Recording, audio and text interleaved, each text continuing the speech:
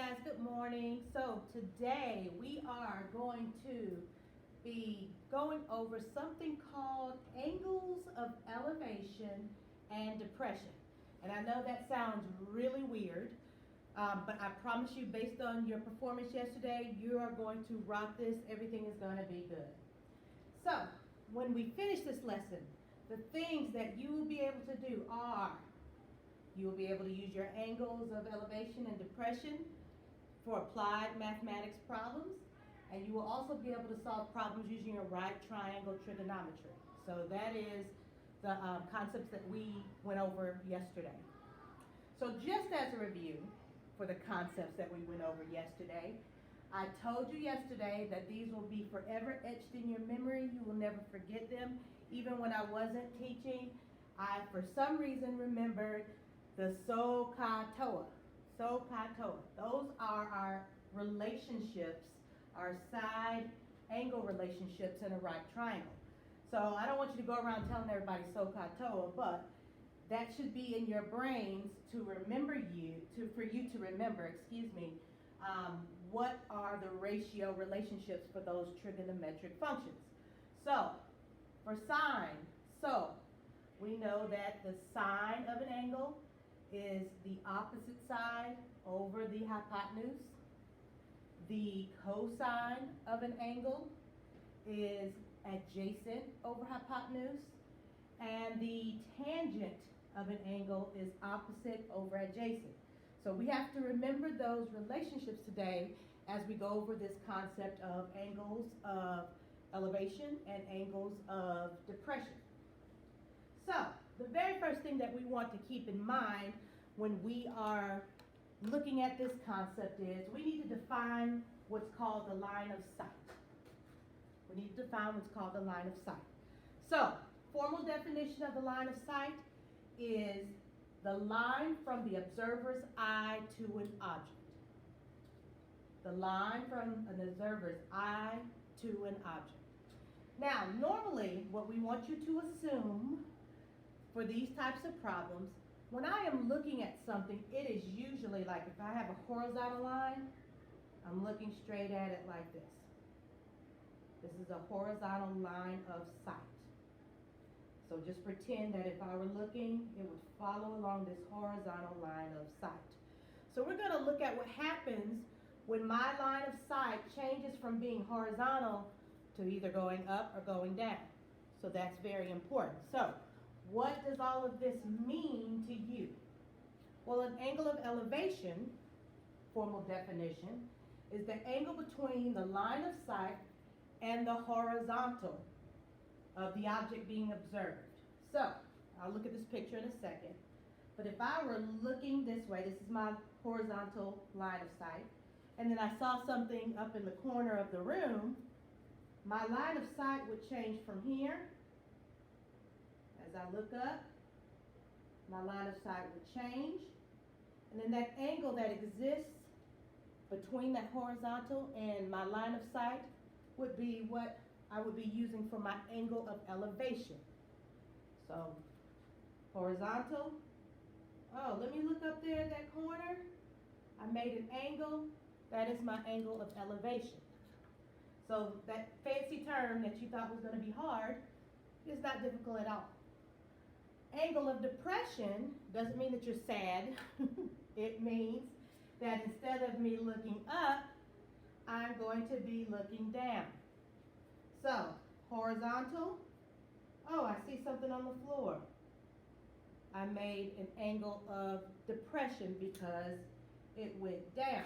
So, formal definition is an angle of depression is the angle between the line of sight and the horizontal if the object being observed is below the horizontal. So let me go back real quick. I didn't show you my little picture because I was doing my thing. Here we have a guy or a girl, it's kind of blurry, on the street. Here's the horizontal line right here. Somebody's up there coming out of a window. So I believe it's a girl. She turns and focuses her attention up here. So that angle of elevation is right here between the horizontal and the line of sight. Going to my depression picture, Oh, she's still walking around. This is the horizontal, but somebody is sitting on the ground or they fell or something. And she turns her attention down to the ground. She created an angle of depression. So, fancy words, angle of elevation, angle of depression, and now you'll be able to impress people when you go out into the streets and start talking to them at parties. So, how do we use this? It is used in the real world. So all those times that you ask me questions about when will we use these in the real world, you can, depending on which job you get. I don't expect that if you become a beautician that you will be using this trigonometry in order to figure out. But depending on your profession, you can use this type of mathematics in your job. So, and it's not difficult because you guys know what to do. So here's our first example we're going to work together. Example 1 says, find the height of the tree. Find the height of the tree, and then they give us this diagram. So we have a tree straight up from the ground, and these are the things you should remember. Usually when we're doing these type of problems, like on the next lesson we'll talk about inclination, which is a little different but employs the same concept. But usually when we do these types of problems, we're either going to draw a perpendicular line down, or there'll be something to make a perpendicular, which means if it's perpendicular, we got a 90-degree angle, which means we have a right triangle, and now we can do right triangle trigonometry, which is great. So we got this tree going straight up and down. We got this sun up in the sky, and we see that the sun is hitting this tree, and it's casting a shadow is basically what's happening. It's missing some information, I guess, but it's casting a shadow. And so we see that this shadow is 532 feet, and the angle of elevation to the sun is 25.7 degrees. They want us to use the information that we have in order to find the height of the tree. All right, so let's model this problem here. We have this right triangle. I'm going to redraw it over here. Get my pen. And it's not as perfect as the other one, but that's okay. We want to get this missing side that they labeled H. We know that that shadow is 532 feet. And we know that this angle of elevation is 25.7 degrees. And that's all the information that we have. Now, remember I said we're going to use those trigonometric ratios we learned yesterday. So, chi-toa. I have an angle. I have a variable for a length, which is its opposite. And then I have a length, which is its adjacent. So in my mind, I'm going, which trigonometric ratio deals with the opposite side and the adjacent side? And immediately my mind goes tangent, TOA, opposite adjacent. So I set this up. The tangent of 25.7 degrees is equal to the opposite side, which would be H, over the adjacent side, which would be 532 feet. We'll add the units back when we get done. All right, so before I do any calculations with my calculator, I'm going to go ahead and do my algebra and solve for H. And in order for me to solve for H, I would have to multiply both sides by 532.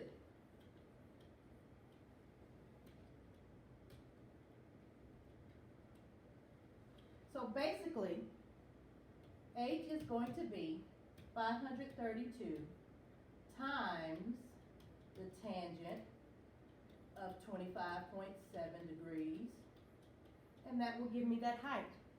So now you can take out your calculators.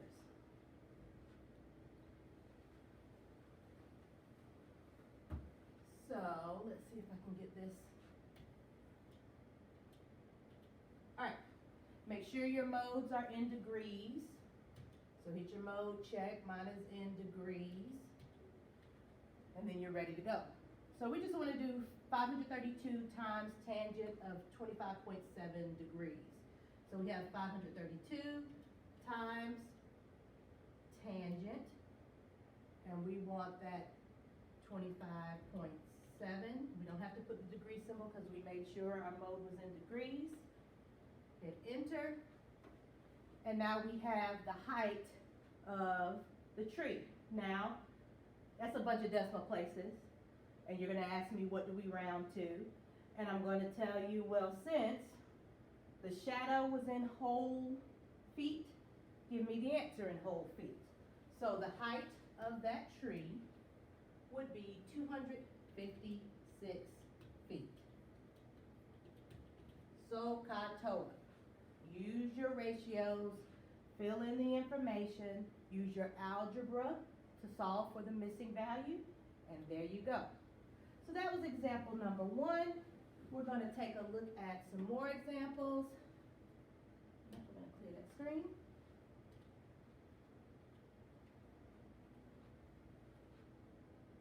Sorry, let me get that out of the way.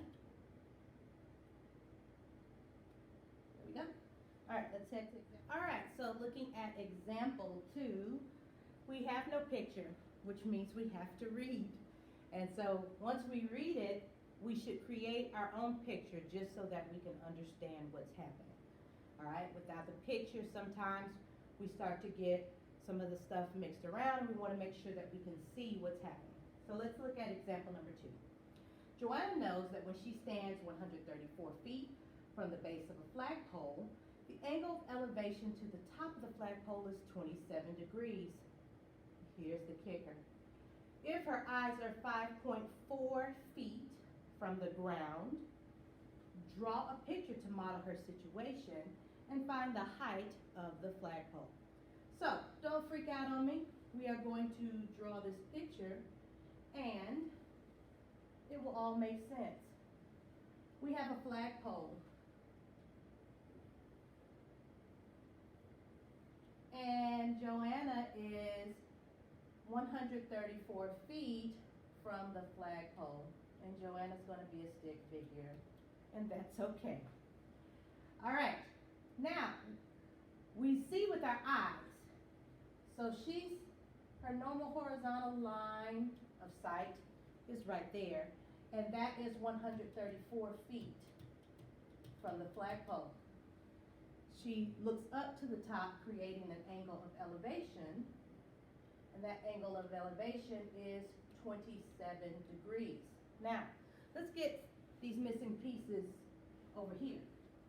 We know that this little piece right here is the height to her eyes from the ground, and that is 5.4 feet.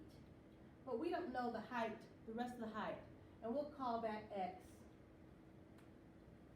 We have to find x. Now, that's going to be easy because we're just going to look at this right triangle right here. And we're going to find x. But in the end, to find the height of the flagpole, we'll call that h. We're going to have to add x and 5.4, which will give us our height in the end of the entire flagpole. And that's it. So don't freak out when you see stuff like that. All you have to do is draw it and see what you need to do. All right, so got an angle, got an adjacent, got an opposite, which means we will use tangent. TOA, opposite, adjacent.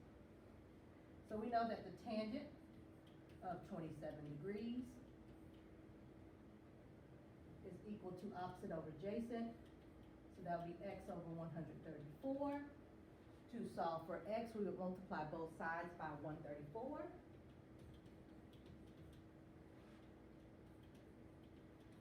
All right, and because of my OCD, I'm going to put my x on this side. So x is going to be 134 times the tangent of 27 degrees. So we're going to take out our calculator. That out the way. Turn that on and clear it. All right, my mode should already be in degrees. I didn't reset the calculator or anything, but if you want to check, make sure you check for degrees. I have 134 times tangent of 27 degrees, and I get 68.27, blah, blah, blah, blah, blah. Now, since they gave me the height from the ground to the eyes is 5.4, I'm going to use the tens place. You could either add them together and then round, or round and then add. I take into account minor rounding errors with no problem. But I'm going to go ahead and just add 5.4, which is probably it keeps the most consistency. And I have 73.6764. We're going to round that. So the height is 73.7 feet for the entire flagpole. All right, questions? All right, because you are going to try some on your own. You're sitting in pairs right now. On my right is partner A. On my left is partner B. Let's take a look at what I want you to do.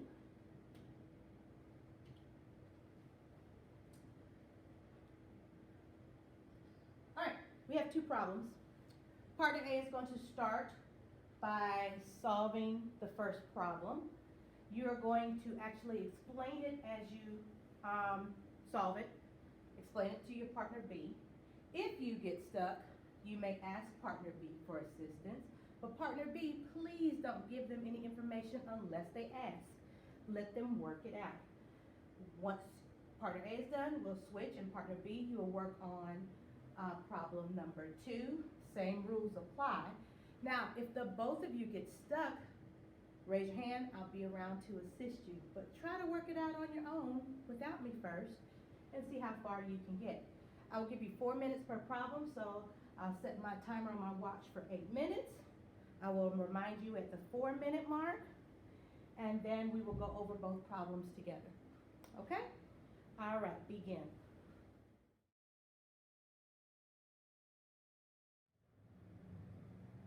All right, great job, you guys. I walked around. I was able to check everybody's work, and I thought you did a great job. Remember, as we were going over this one, be careful, read the problem. We got tripped up a little bit on this 20-foot ladder. That's not the height from the ground. That is the actual height, the actual length of that ladder. All right, so those are some things to think about. And make sure once you have your information to use the correct trigonometric function based on the ratios that you have, okay? So we're going to go over an angle of depression problem before we get to our individual classwork. So this is example 3. It says from the top of a 200-foot lighthouse, the angle of depression to a ship in the ocean is 23 degrees. How far is the ship from the base of the lighthouse? So, as I go over this problem, you will start to see certain relationships within the triangles themselves, and you may not decide to solve it exactly the same way that I solve it, and that is okay, as long as you can recognize the relationships that exist within the problem. So, we have a lighthouse. I'm going to try to draw a little taller so I can have some space down here. That should be a straight line, but that is 200 feet tall. All right, we have a ship in the ocean, and I'm going to make a little boat. And here's my little ship in the ocean. Remember that we're looking at the top, it's the top of the lighthouse, and the top of the lighthouse would have a horizontal line of vision like that. And it talks about an angle of depression, which means it's going down from that horizontal. Now, I know if I draw that, here we go, and this should be a right angle. That angle of depression is right here from the horizontal. That 23 degrees, it's a little messy, but that 23 degrees is from the horizontal. It's not on the inside of that triangle right there. Now, I can get that angle right. That's right. I can't get the angle because this is a 90-degree angle. As Jonathan said, it's a 90-degree angle. And so we can find it, if you can't do it in your head, by subtracting. would give us, good, 67 degrees.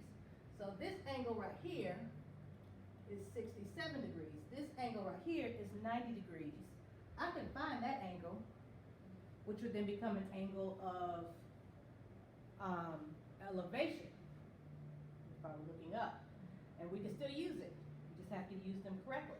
So the angle of elevation, we know that triangle sum theorem. Everything has to add up to 180 degrees. Good. So I have the 67, I have the 90. Right, exactly. It's 23 degrees. So interesting that that angle of depression up there is also the angle of elevation. And we did a lot of math, but now that you are getting used to it, you'll be able to know why that angle is 23 degrees. So let's use our information that we have. We have an opposite, and we're trying to find the adjacent. We'll call it x. So we have tangent of 23 degrees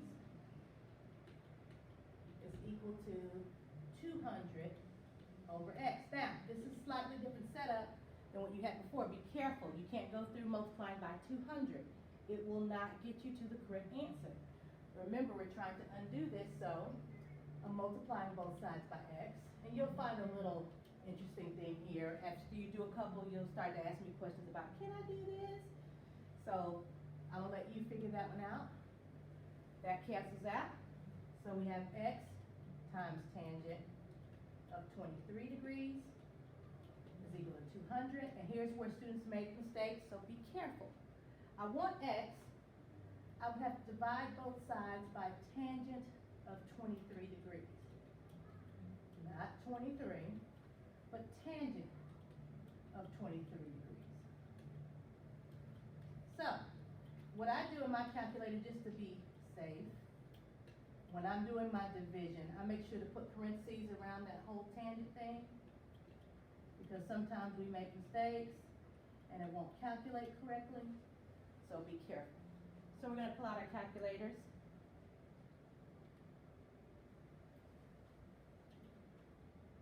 All right, we're going to do 200 divided by, I'm going to put parentheses for safety, tangent of 23 degrees, double parentheses to close it out, or you'll get an error.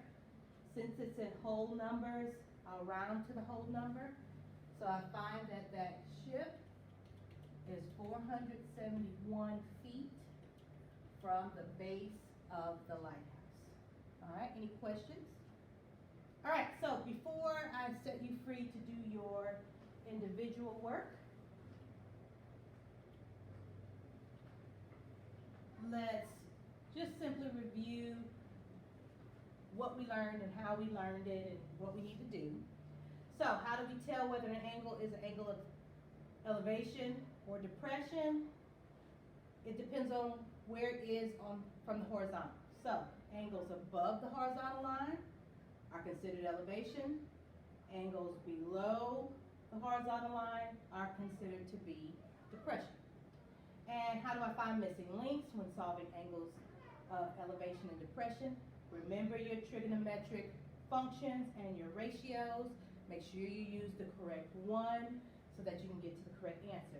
Now, in the coming lessons, we'll take a look at what's called an angle of inclination, and we'll also take a look at when we need to find the actual angle and not the links. We'll have to use the inverses in order to find. That shouldn't say to find the links. That should say to find the angles. So forgive me. That should be to find the angles. So we'll use that next time. I thank you guys for paying attention today. And I'm going to walk around the room while you work on your individual lessons. But you know, when you get home, if you need assistance, to email me. I can help you. We can get on a Zoom or Meet, and we can work it out. All right, let's get going.